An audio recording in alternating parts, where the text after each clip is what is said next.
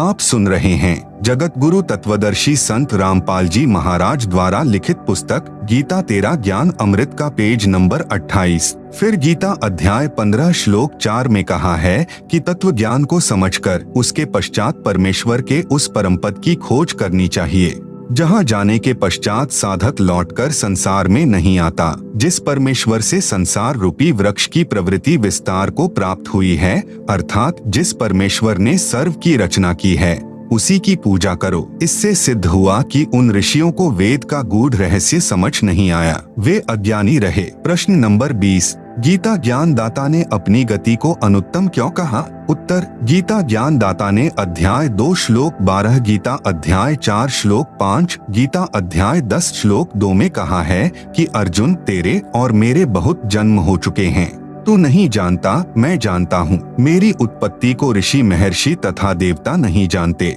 तू और मैं तथा ये राजा व सैनिक बहुत बार पहले भी जन्मे हैं, आगे भी जन्मेंगे। पाठक जन विचार करें, जब ब्रह्म कह रहा है कि मेरा भी जन्म मरण होता है, तो ब्रह्म के पुजारी को गीता अध्याय 15 श्लोक 4 वाली गति यानी मोक्ष प्राप्त नहीं हो सकती, जिसमें जन्म मरण सदा के लिए समाप्त हो जाता है। जब तक जन्म मरण है तब तक परम शांति नहीं हो सकती। उसके लिए गीता ज्ञानदाता ने असमर्थता व्यक्त की है।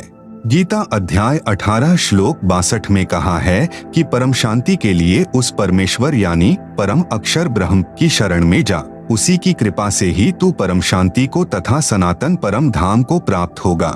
गीता अध्याय 8 श्लोक 5 व 7 में गीता ज्ञान दाता ने कहा है कि मेरी भक्ति करेगा तो युद्ध भी करना पड़ेगा। जहाँ युद्ध है वहाँ शांति नहीं होती, परम शांति का घर दूर है।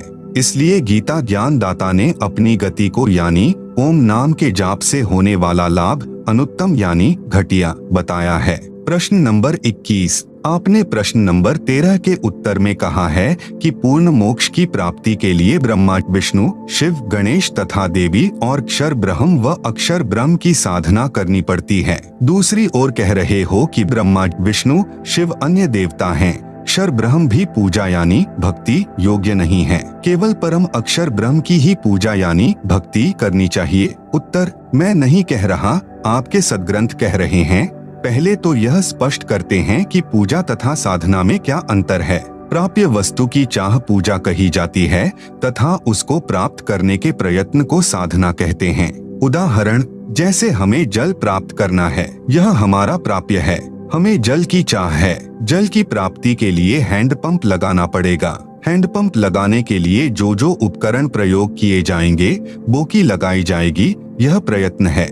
आप सुन रहे हैं जगत गुरु तत्वदर्शी संत रामपाल जी महाराज द्वारा लिखित पुस्तक गीता तेरा ज्ञान अमृत का पेज नंबर 29। इसी प्रकार परमेश्वर का वह परम पद प्राप्त करना हमारी चाह है, जहां जाने के पश्चात साधक लौटकर संसार में नहीं आता। हमारा प्राप्य परमेश्वर तथा उनका सनातन परम धाम है।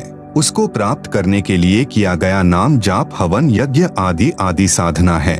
उस साधना से पूज्य वस्तु परमात्मा प्राप्त होगा। जैसे प्रश्न 13 के उत्तर में स्पष्ट किया है, वही सटीक उदाहरण है। उस पूर्ण मोक्ष के लिए 3 बार में दीक्षा क्रम पूरा करना होता है। नंबर 1, प्रथम नाम दीक्षा में ब्रह्मा, विष्णु, शिव, गणेश, देवी के मंत्रों की साधना दी जाती है। नंबर 2, दूसरी बार में अक्षर ब्रह्म तथा अक्षर ब्रह्म के 2 अक्षर मंत्र जाप दिए जाते हैं, जिसको संतों ने सत नाम कहा है।